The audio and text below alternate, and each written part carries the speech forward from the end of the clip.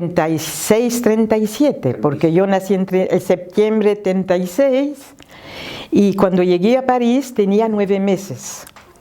Así que viajé de Madrid a París, tenía un mes. ¿Y por qué hablas tan bien español?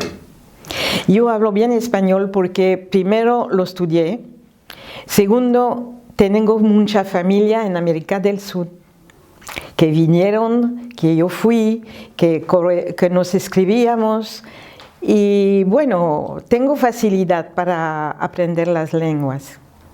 ¿Cómo empieza el movimiento antisemita en Francia en esos años? ¿Qué recordás o qué te han contado?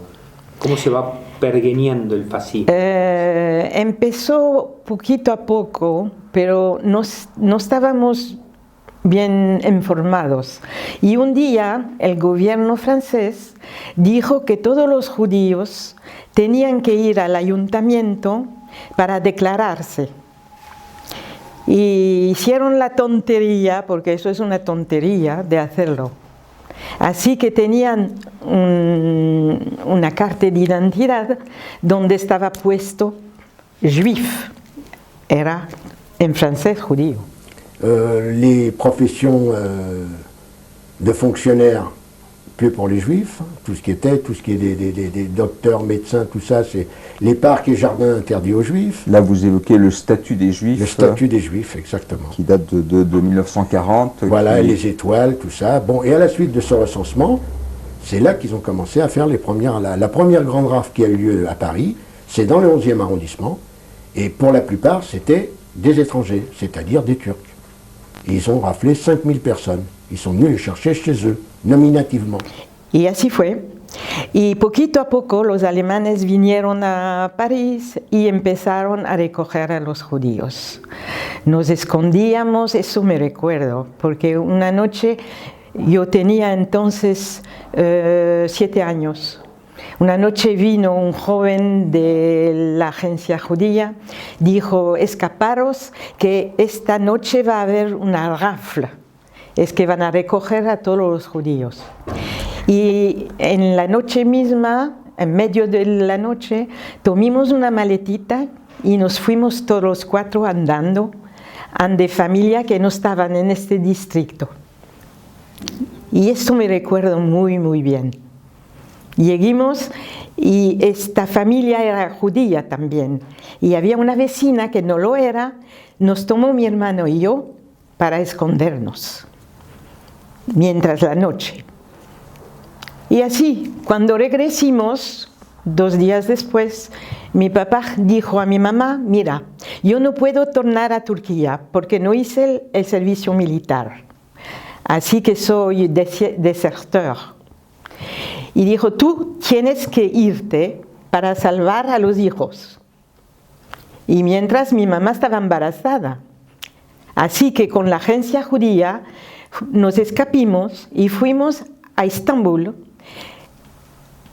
Nos pusieron un tren entero de judíos de Francia que tenían pasaporte turco, un tren entero, y nos quedamos en el tren 8 días sentados y atravesamos toda la Europa. Fíjate que pasamos mismo por Alemania y nos llevamos de comer para 8 días, claro. No sé si es la Rumania, no me acuerdo bien si es la Bulgaria, la Rumania. El tren paró y por las ventanas la gente nos daban pan. Así que llegamos a Estambul y la agencia judía nos tomó en cargo. Nos daban una locación y bueno, nosotros vivíamos ante mi abuelo.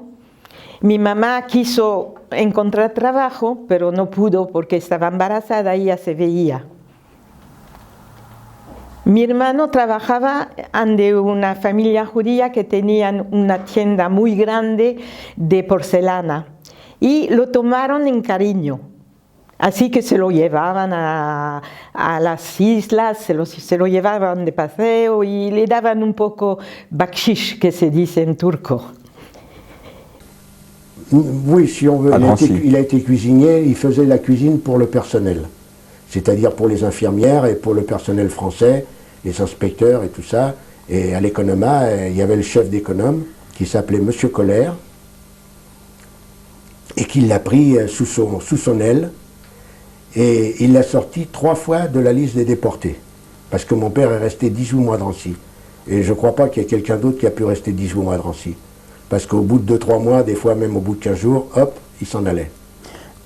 Y así nos quedamos 2 años. Yo fui a la escuela, aprendí el turco y también un poco teníamos un profesor de hebreo.